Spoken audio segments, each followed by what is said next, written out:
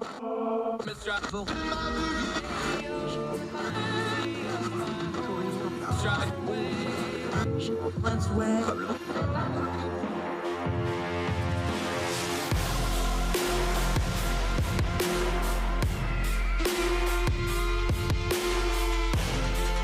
your host, Andrew Donaldson. This is Heard Tell.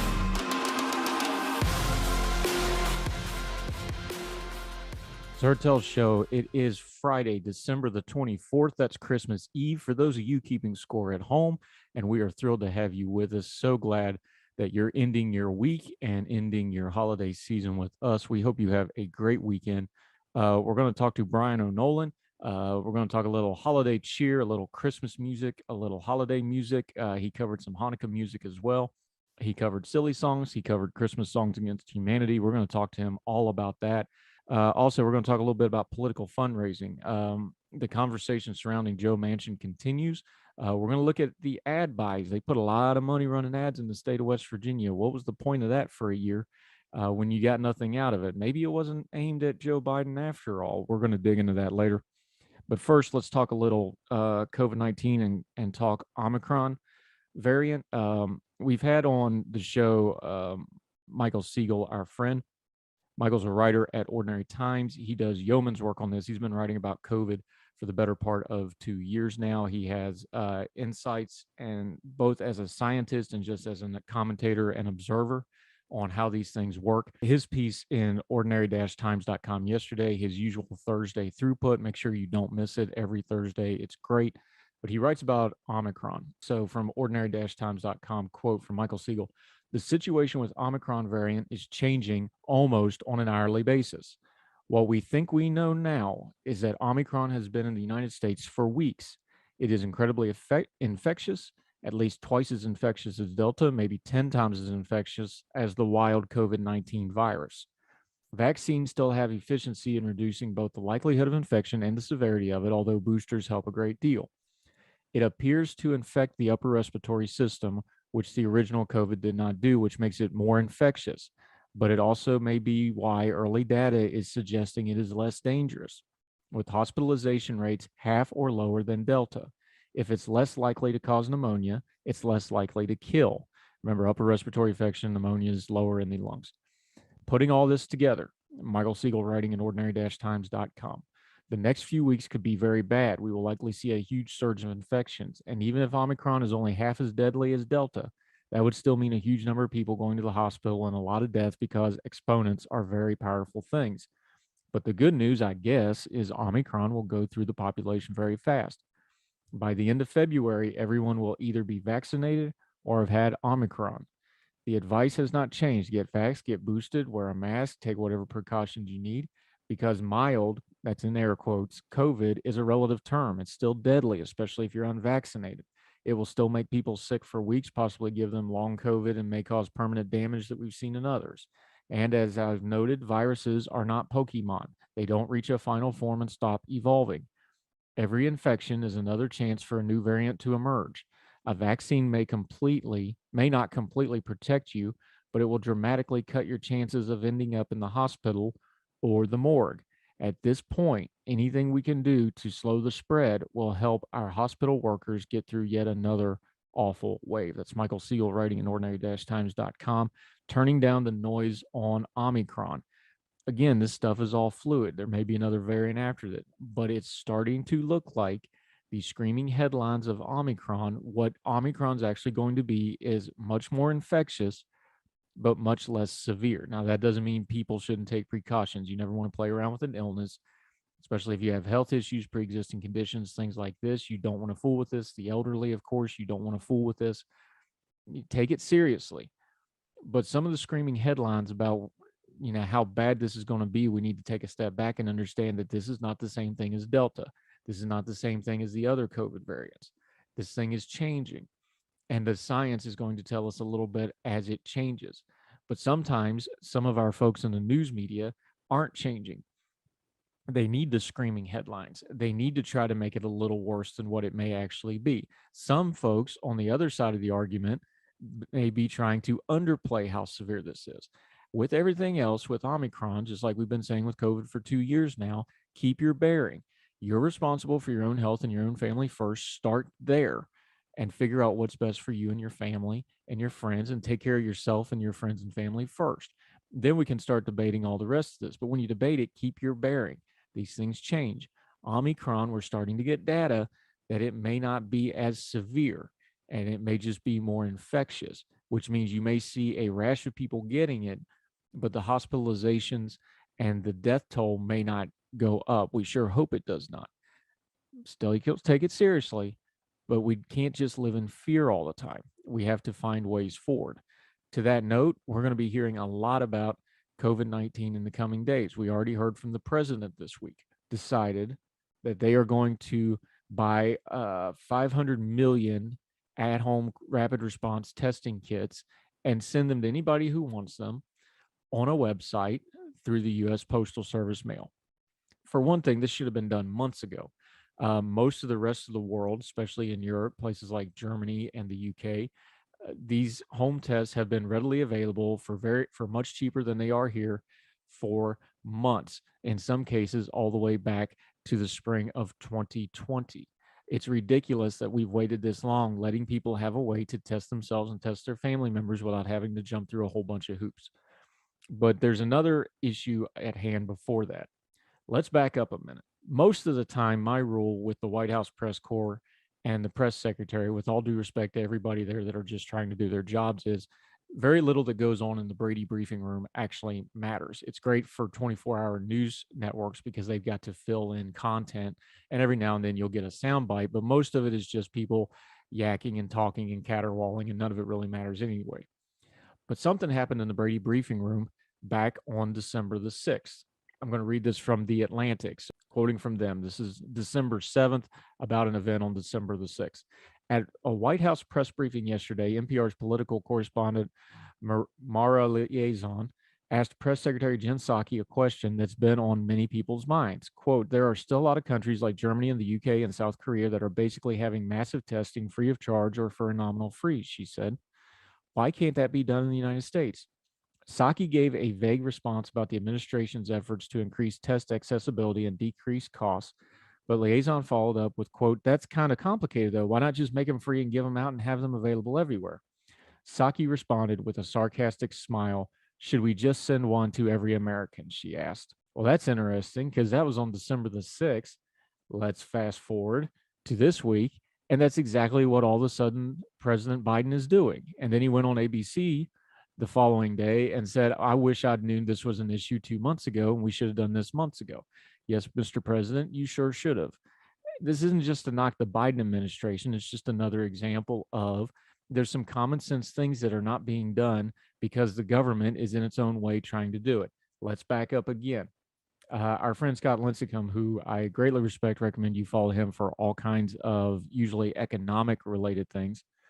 But writing in Cato, and this is way back in September, so we're going back a couple more months, he took and wrote about why these tests are not coming out. Quoting from Scott Lincecum in Cato, this dearth of home tests is not for lack of companies trying. Remember, this is back in September. Public health expert Dr. Eric Topol stated in February of this year, that's 2021, February, that there were more than 30 different rapid home tests sitting at FDA awaiting approval, some since April of 2020. Furthermore, other jurisdictions have approved dozens of tests. Germany, for example, has authorized more than 60 different versions of the test from producers all over the world, including several made in the United States and approved for export only.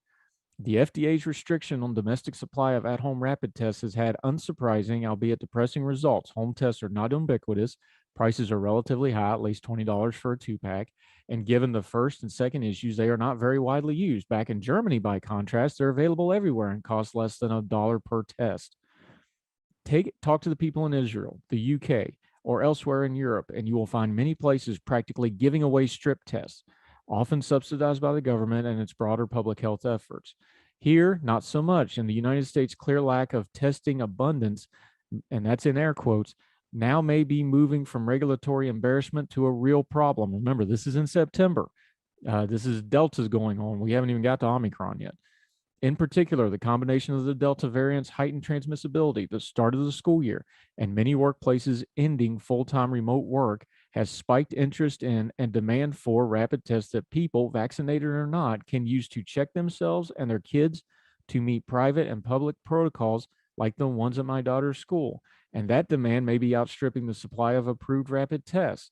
Last week, for example, CVS began limiting in store purchases, and other suppliers are struggling to keep up. That's from back in September. Now the president has come out and said, well, we're going to buy 500 million of them, but we're going to wait until middle of January, and we're going to set up a government-run website. Remember how well the ACA website ran initially, just for example. And then we're going to mail these tests to people. Well, Mr. President, not only should we have done this months ago, but we just put 3 unnecessary layers of government bureaucracy on top of this. If the government's going to do this at cost, why not buy them, send them to the pharmacies and let the pharmacies hand them out, or pick some other way of doing it? Use the testing sites that are already existing, use schools, use whatever. There's a dozen ways to do that. Putting them in the hands of the Postal Service, which is already having delivery problems. And by the way, January is a rough month for the Postal Service because they have another surge of mail post holidays. So it's going to take folks maybe a week or two, if not longer, to get those tests even after they get processed. And for folks to have to go onto a government run website and request them, and then they're probably only going to get 1 or 2, and there's a lag time. This is just unnecessary more bureaucracy on something that should have already been done. Once again, my criticism of the Biden administration is not what they're saying in their intentions. It's that they're going once again for an optic fix instead of an actual practical fix. The optics that everybody's going to get one of these tests, but when you dig into it and turn down the noise, there's going to be multiple layers involved. And then you add in the fact that the president's own press secretary, not even a month ago, was deriding this idea. And you see why it's an optic fix. It looks bad. Omicron headlines look bad. The president's in charge now. He can't blame the last guy for what's going on now. You're in charge. You're getting the blame. You want to change the narrative. You want to change the optics. And this presidency and this administration is obsessed with fixing optics. This is an optics fix that should have already been done, that should be done a lot better, and that I suspect come the spring is going to have headlines with other problems being deliverable because of the way they set this up. Don't fear Omicron. Make good decisions. I give that advice not just to you, but to the administration too. Your decisions are not good right now. You need to do better for the country. More Heard Tell right after this. Back to Heard Tell Radio. I'm Andrew Donaldson. Thank you for staying with us. Let's talk a little West Virginia, which has been all over the news this week with the Joe Biden stuff, the Build Back Better stuff. We've talked about it on this here very show. We've talked about it with guests. We've talked about it ourselves. We've read about it.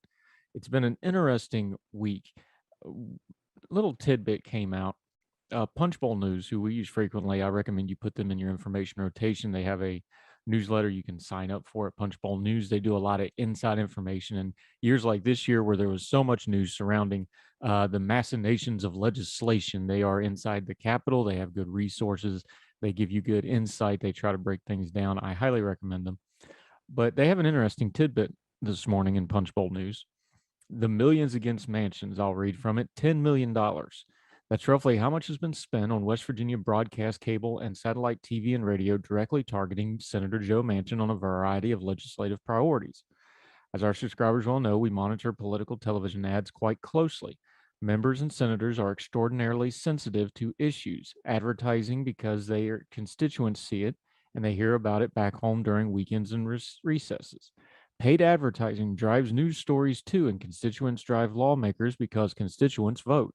It's as simple as that. Over the last year, we've noticed a big chunk of issue ads targeting Manchin.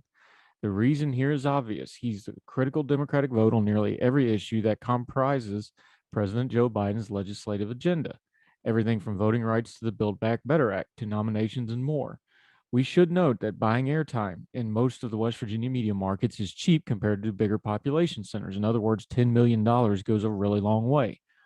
Furthermore, 2021 was not an election year, so the airwaves aren't exactly packed with ads. And on top of that, we only calculated ads that were directly targeting Manchin. We noticed a number of other spots that were obliquely about Manchin, but we decided to leave those out.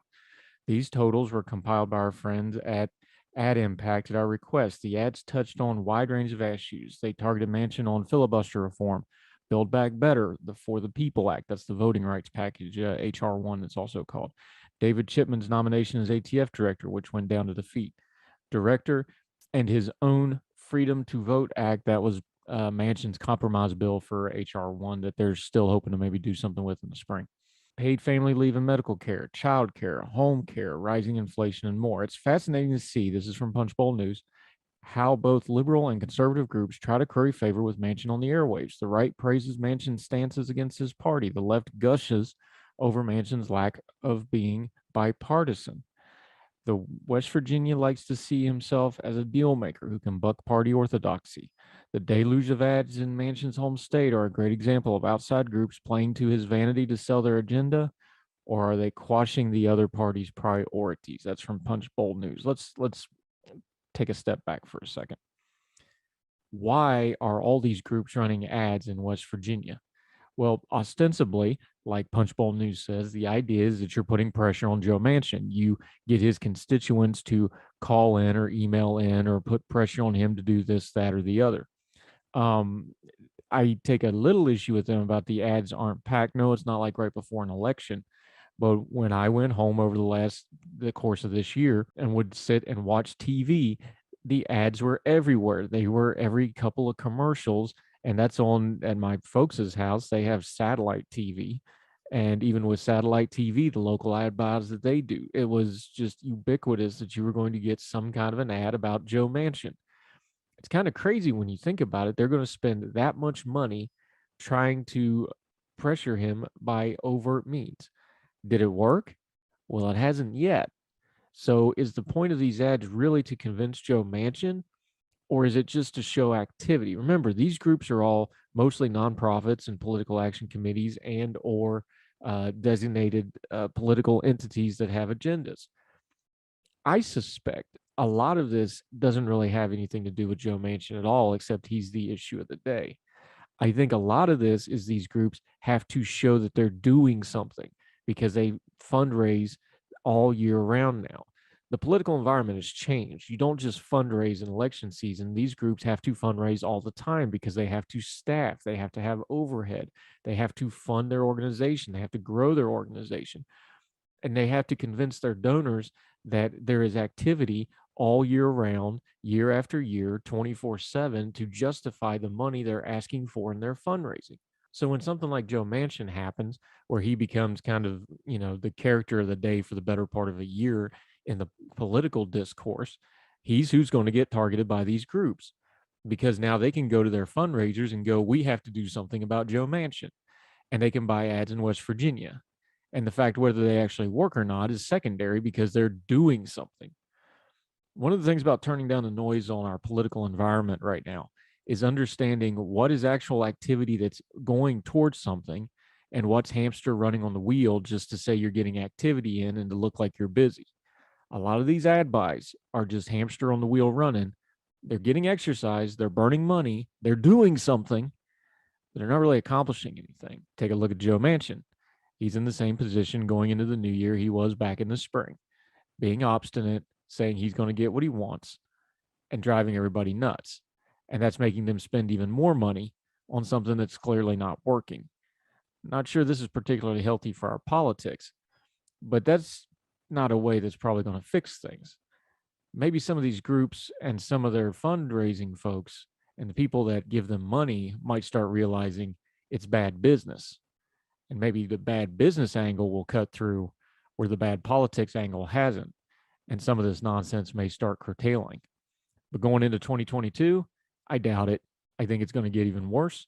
We have an entire industry in America built around political fundraising now. Most of it is nonprofit set up. So people are making vast amounts of money because the great thing about nonprofits is almost everything you do, if you're attached to a nonprofit, you can bill to the nonprofit. You can comp a lot of stuff. You vastly lower your cost of living because you can write things off for the nonprofit. It's not a bad business to be in. You're just not really accomplishing anything except making a lot of money. But that's what most of these people want to accomplish. They just put politics on top of it as a tagline to get you to give money to them. There's almost no good reason for you to ever give money to a political group. I would argue there's no good reason for you to ever give money to a political candidate, but that's a separate discussion. As long as we feed the beast, this beast is going to keep coming to our door wanting more. We should stop funding them. We should stop feeding the business end of this. Don't complain about big money in politics if we're not going to turn off the money spigot that they're feeding off of.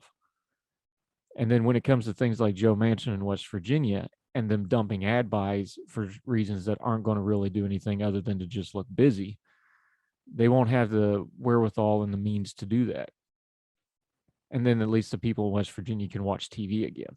So it's important for us to turn down the noise and understand why these ads run. They're not always just to convince the voters. A lot of them is to get a return on investment from the fundraisers for the organizations behind them. We'll do more Heard Tell right after this. I'm back to Heard Tell. He's back by popular demand. We are going to have the Bryan O'Nolan Christmas Spectacular on Heard Tell. We had him on before. He's been doing an entire series at Ordinary Time on Christmas music for the better part of the last month. You madman. As an editor, I sure appreciate it. As a writer, I don't know how you're doing it. But it's been really, really good, though. So my friend Bryan O'Nolan, how are you, sir? I'm doing great. Yourself? We're hanging in there, trying to careen out of 2021 into great unknown of 2022 here in a few days. Let me just start right there. You've covered Hanukkah music, you've covered sacred music, you've covered what you called musical crimes against humanity. You've covered silly songs. You've tried to solve murder mysteries. You've done some really, what I found interesting, really obscure kind of old English carols from the old English, almost Dickinsonian kind of, if that's a word, tradition. What have you learned doing all this Christmas music to this depth that's past? You know, we all know the classics that we all love and the Christmas music, but what have you learned from this, doing this kind of immersion into Christmas music? Oh, it's amazing how much I didn't know. I went through at the beginning of this, and you mentioned, as an editor doing, loving having somebody do something for a whole month. Of course, I picked the year that Advent is literally the longest it can possibly be. 28 days, 4 weeks is the maximum. And of course, I picked that year to do it. But it's, I laid out on a spreadsheet. I talked to some friends and family, like, what songs do you want to hear? And of course, I came up with way more than. And then at first I thought, and even going through the month, people have said to me, like, oh, are you going to do this song? Or people said, when I did the Crimes Against Christmas, they said, oh, you didn't include Last Christmas. And I was like, hey, that was number 4 on my list. I only have so much space. But it's amazing how many things I didn't know about the songs and the traditions. And I guess I should have known that a lot of those older ones were a lyric that somebody wrote, probably to some music. The music got lost, and then other people have provided music over time. I didn't realize that Gustav Holst, the composer, contributed a famous Christmas tune, although I'm forgetting which one off the top of my head because I've done so many. And a lot of them had to do with, I didn't know the specifics. The Catalonian song Rio Rio Chiu, I knew it was a Christmas song. I didn't realize it was specifically a carol for the Feast of the Immaculate Conception. And unfortunately, I wrote that one up after December 8th. So it was just sort of like, if I was doing this in the future in a time machine, I'd line it up a little better. But it's been an adventure and a good one. But the way you've came to that, though, that's kind of a nice little microcosm of how we got most of our Christmas music, isn't it? It's been kind of chaotic. It, like all music is borrowing something from somebody else to make something new. So the way you're describing that's just kind of how our Christmas music traditions that, especially in America, we pretty much, we know Nat King Cole and the carols and the hymns, but this stuff really was varied. And there's so many different musical traditions that this is just endless when you start pulling on these threads and start trying to run them down, aren't they? Oh yeah, and there's so much borrowing. The modern sense of intellectual property and copyright and things like that, which I'm a fan of. I'm not saying anything against it, but when you look back at processes that took hundreds of years for people to be, chanting it in a sacred sense, and then it gets pulled into sort of maybe more of a popular music singing, or people are singing them in pubs, and then they're adding different tunes to things because people forget. And, there's a very sort of folklore process that happens with these things. When my sense with talking about these songs is that, the difference for me between tradition and folklore is that tradition is the things that we sort of insist on remembering.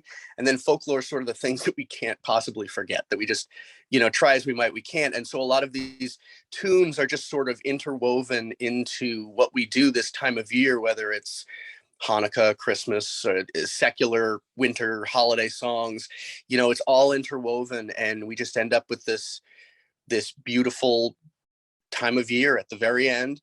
And then we limp our way into the next year and go, oh boy, winter really is cold. That folklore line's good. You should write a piece on that. I'm going to be an editor for just a second. You might want to write that one down. Yep. Don't knock on those pub songs that steal lyrics, though, because we got a pretty good national anthem that way. A lot of people don't realize. Yeah. People don't realize it's a drinking song with some patriotic lyrics put on and slowed way down. Yeah, it works. Best national anthem in the world. I'm biased, but that's just the fact. I mean, no disrespect to other, but it's rough going when it goes national anthem. But to be fair, there's some Christmas songs that are some real slogs, and we don't mean the bad ones. We joke about wonderful Christmas times. Some of these traditional carols, especially the Victorian era, the Charles Dickens stuff, man, they're more like funeral dirges than they are the Christmas carols like we think of, aren't they? Oh, they really are. And things like the Coventry Carol, which I wrote about just the other day. It's a lullaby, but it's not a happy sounding song. And if you think about, lullabies in English, rock-a-bye baby, rock-a-bye baby on the treetop, and then all of a sudden the cradle's falling out of the tree. We sing some strange things to kids when they're little. But some of them are kind of dark, but it fits with the season. I mean, we've got we just had the shortest day of the year, sunlight wise. A lot of these traditions going back, and not to start a discussion about the fundamentals of religious traditions and things like that, but a lot of these holidays are about either light, literally or figuratively, coming into the world or being preserved in the world. And this time in the Northern Hemisphere, farther up you go, the darker it gets. And you can see sort of ancient peoples really celebrating this idea of, it's dark, and dark is dangerous. If you go back in history, you had that circle of fire that you gathered around with your folk there, your people, and outside of that was dangerous. It was bears and wolves and things like that. So you can see why even today we celebrate these times when light positivity starts coming back in. Yeah, and we're talking to Bryan O'Nolan on the Bryan O'Nolan Christmas Spectacular on the Heard Tell Show. He's laughing about that, but that's because he always names his Zoom call that we do as Andrew Donaldson's Doghouse. So it's just a little tit for tat there. Talk about that for just a second, though, because there's no way you can discuss Christmas music without the religious overtones. Like a lot of Western Christianity, they do borrow excessively from more pagan traditional traditions. Things like our Christmas tree, we get, that came from the Goths and the Visigoths, stuff like this. Yep. How do you parse it out? Because the music, I find it fascinating that the musical traditions, you had that great line about folklore a minute ago. The music is almost like the dividing line where it goes from a religious belief, whether it's one of the, earth-based religions or, Christianity as we know it now. The music seems to be the dividing line where that crosses from, okay, this is a religious thing to, okay, now it's a folklore thing and we're all just going to sing a happy song about, running grandma down with a reindeer. But is that the mist that the folklore passes through where it went from religious dogma to just, part of the collective cultural conscience? Yeah, I think so. And it's also, I think, if you go back and you think, I try to think as much about, when I think about history, especially, not recent history, I try to think about, the personal experience. What's it, not sort of the textbook level, but what's it like to be those people? And I think that when you're talking about, like, let's say the Christian evangelization of somewhere like England, which is one of my sort of historical wheelhouses that I just love to read and study about. You get sort of this, it was an adaptation process. It wasn't necessarily what we picture sometimes, where you get the missionaries coming in and saying, okay, you guys are doing everything wrong. This is how you're supposed to be doing it. It was sort of going in and taking, like, oh, you've got this tradition and it kind of connects to the same sort of thing that we're talking about. So we'll just sort of adapt it, not necessarily say that you're wrong, but here's another way to look at what you're doing. And so we get things like Christmas trees and the Yule log, which, that very clearly goes a long way back. And even the time of year when we celebrate Christmas it was originally, I believe, more like March. Whereas, and then we're still talking 1,000+ years ago when it got moved to December. But I think there was this adaptation between the spread of Christianity and not necessarily tamping down every tradition that people had before. I mean, the word Easter was a pagan goddess. So you've got this adaptation of different beliefs and sort of a slow molding over time, as opposed to just a wiping out. And I think the songs, the music, when we look at the old stuff, is sort of like lingering it's that folklore thing, is those lingering traditions that are still hanging around. And over the course of hundreds of years, people in the moment don't necessarily realize that they're talking about some of the same things their pagan ancestors did, but at the same time, they probably didn't really care. And as we get into modern times, we've sort of spread it into, we've got these, secular ideas of Christmas. We've got the Santa Claus holding the Coke bottle, and all that stuff. And I think it all just gets put into this beautiful blender, and we end up with a selection that fits almost everybody. Yeah, we're talking to Bryan O'Nolan, talking a little Christmas on this special Christmas Eve edition of Heard Tell, and we'll continue with him right after this. Welcome back to Heard Tell. It's Andrew Donaldson, joined by Bryan O'Nolan on the Bryan O'Nolan Christmas Spectacular segment of Heard Tell on this Christmas Eve. We're talking about all these traditions.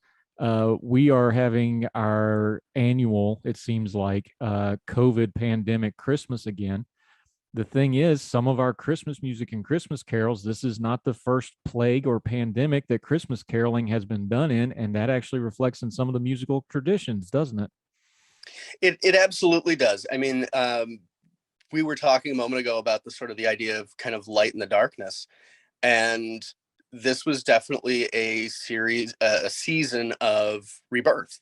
And so if there, whatever plague, whatever pandemic happened to be going on at the time, Christmas hasn't always been modern Christmas, but it's always been important, and it's always been a time of rebirth and a time of the light returning into the world. And so it's a time of hope, and we need hope right now.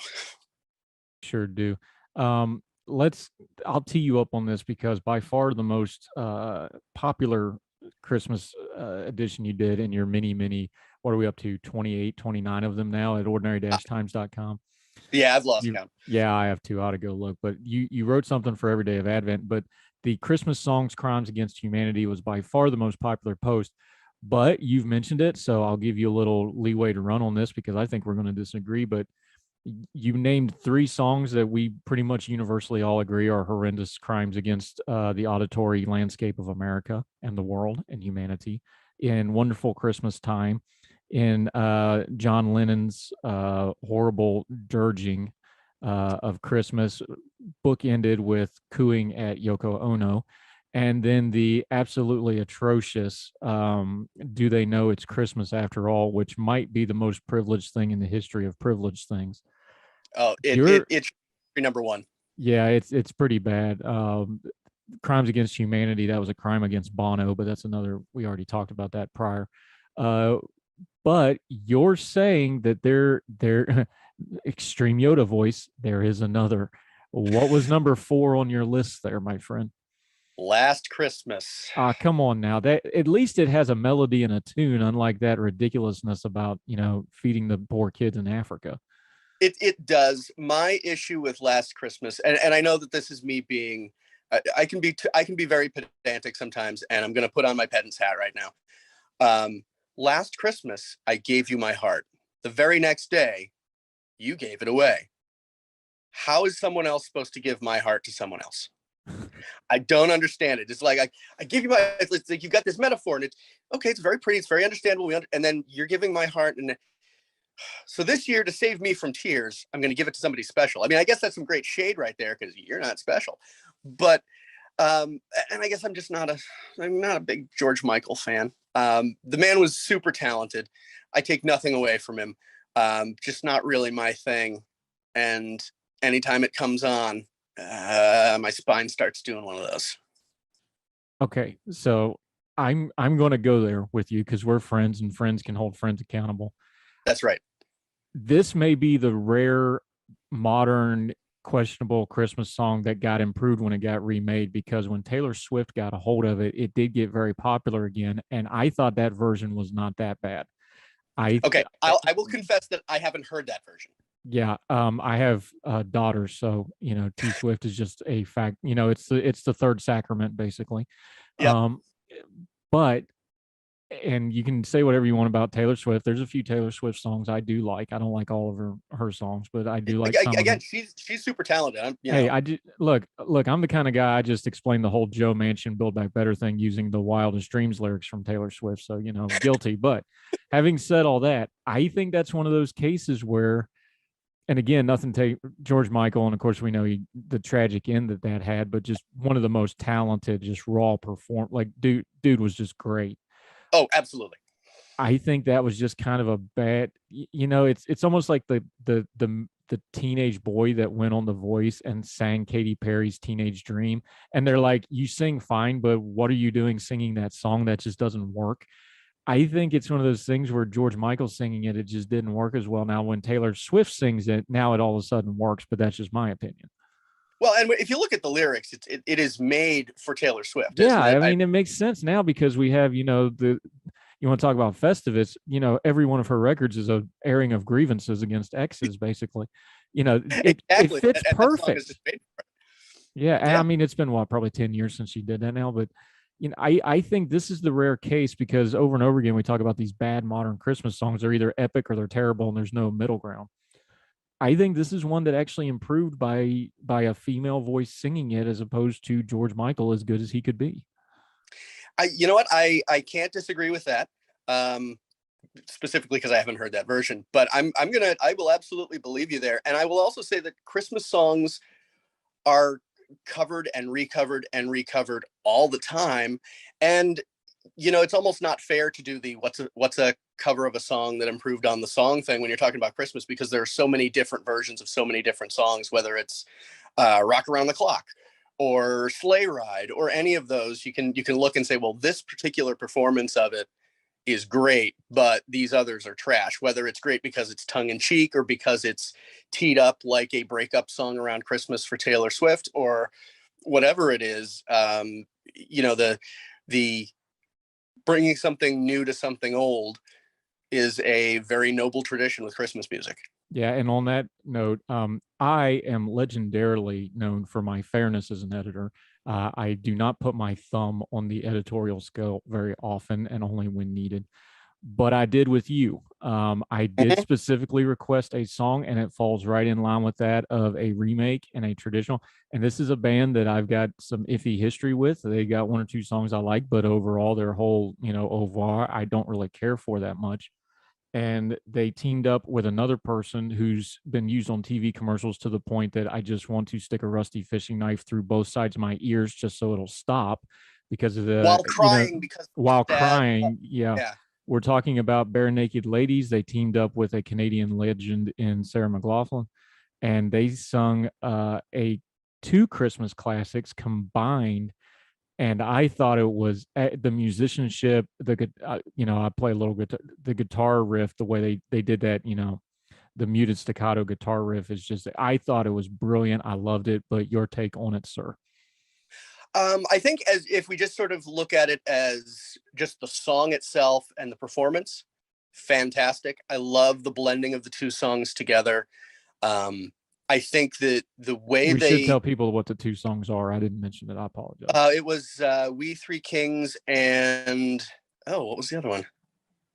I'm forgetting off the top of my head. I'm remembering the Sarah McLachlan part, but not the Bare Naked Ladies part. Do you remember offhand? Yeah, God Rest You Merry Gentlemen. Thank you. So God Rest You Merry Gentlemen and We Three Kings. Putting those songs together, the fact that the Bare Naked Ladies begin with one, and then Sarah McLachlan sort of weaves in the We Three Kings part of it.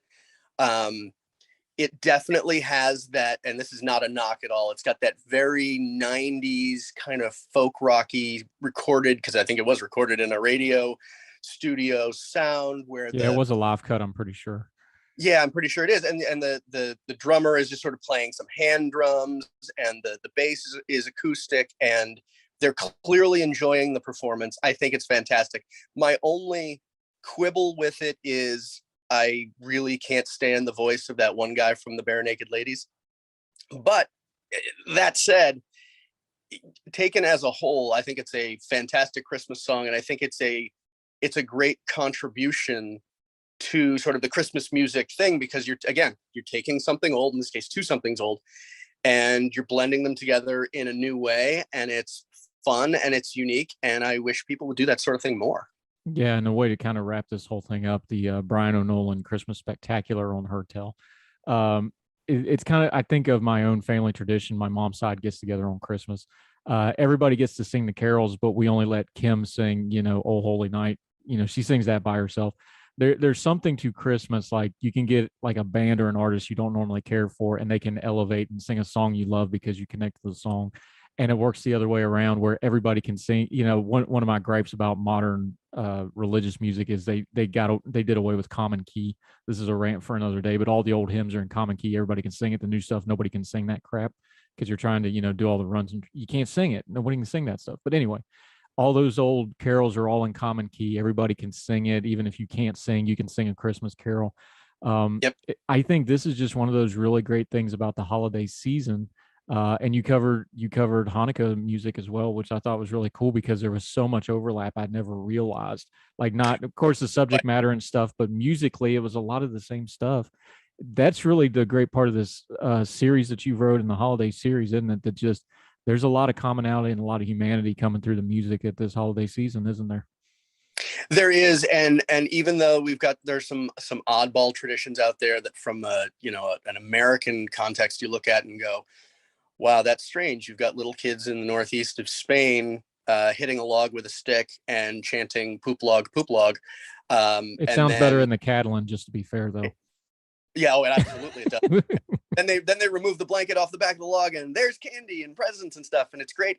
But it's just this: everybody's got their own little traditions, every family, every group, and it's about togetherness. And you said humanity. That's really what it's about, and that's why I wanted to include the Hanukkah stuff. That was all new to me.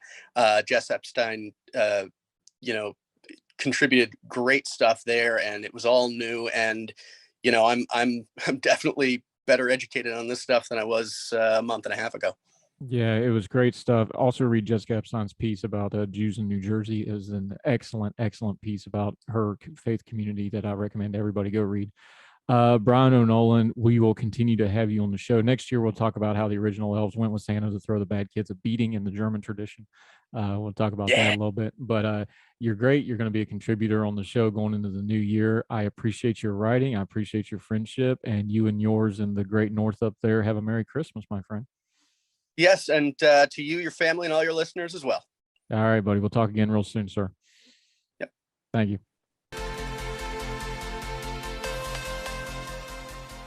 Welcome back to Heard Tell. Let's have a moment of joy here to wrap up this Christmas Eve edition of the show. The biggest movie in America right now is Spider-Man: No Way Home. One of the biggest openings of all time. This is just a mammoth movie. I know my family loved it. I did not go. I don't like movies like that in the theater, but the kids sure loved it. Great story. Do you remember Bridger Walker? This is the kid, the young man, who tried to save his sister from a dog attack. He ended up getting scarred up and disfigured from it. He had wounds from it. It was a great heartwarming story, even though, what happened to him was terrible. Well, Tom Holland, who plays Spider-Man in the current iteration, promised that he would visit with his boy when that story went viral some time ago. Well, they've made good on that. Tom Holland, I'm reading from the New York Post here. Tom Holland, Zendaya, who plays the love interest Mary Jane, and the cast of Spider-Man No Way Home spent an amazing day on set with a fellow hero, Little Bridger Walker, who put his life on the line to save his little sister from a dog attack in 2020 at age 6. The devout Marvel fans' unparalleled bravery has turned the boy from Cheyenne, Wyoming, into an international sensation. Walker was promised by Tom Holland that he could spend a day on the set with the crew, according to Bridger's father, Robert Walker. They don't just act the part of friendly neighborhood heroes. That's what they truly are, he wrote in a heartfelt Instagram post with pictures. The look on the kid's face was priceless when he rounded the blue screen to see Tom in full costume of Spider-Man high above the set on a light post. It was emotional to see him wave at the kid like he was one that was supposed to be excited, not the other way around. When it came time for Walker to finally meet Holland in full costume, the webhead looked to his young disciples on a live aerial swing across the film set while also showing the little hero tricks behind Sticking Spider's iconic three-point pose. Then bend the leg, really bend it, Holland is heard instructing Walker for a picture. I can't tell you guys apart, the Spider-Man, Zendaya calls out to the crew. Go watch this video. The family, what they did was, of course, there's CGI used for these films. They're surrounded by green screen. Tom Holland went all out here. He's not only wearing the costume, he's in the wire sling that they used to do all the jumping and flying and things that he does. So they strap the boy to Tom Holland, and he actually does the jumping around and goes up to the light post and swings around. And you can imagine for a little kid like that, that just has to be just the top of the world. So good on them. Tom Holland, Zendaya, the cast of the Spider-Man movie. That's good humans being there, and we applaud you for that. And that brave little boy got to take his sister, who he saved, with him, and I'm sure that's something that they'll never forget. So a little moment of joy there to end the program today. Make sure you're checking on your loved ones, your friends and families. Use your social media for something other than sending cat pictures and complaining about Washington, and check on each other and reach out to folks and spend this holiday weekend doing some good in the world. That'll do it for Heard Tell today. I'm Andrew Donaldson. We sure appreciate you. However you're watching and or listening, make sure you're subscribing. Make sure you're sharing us on your social media. That only costs you a click, but it means the world to us because that gets more folks to know that our little program is worth checking out. Big plans coming up. We'll be talking about that in the new year. But we got another week of work coming up Monday. Good stuff coming. Thank Bryan O'Nolan for being on the show today. Appreciate all of you wherever you are, across the street or around the world. We hope you're well. We hope you're well fed. Y'all have a great Christmas. It's Heard Tell Show. All the music on Heard Tell is provided under a Creative Content license from monstercat.com.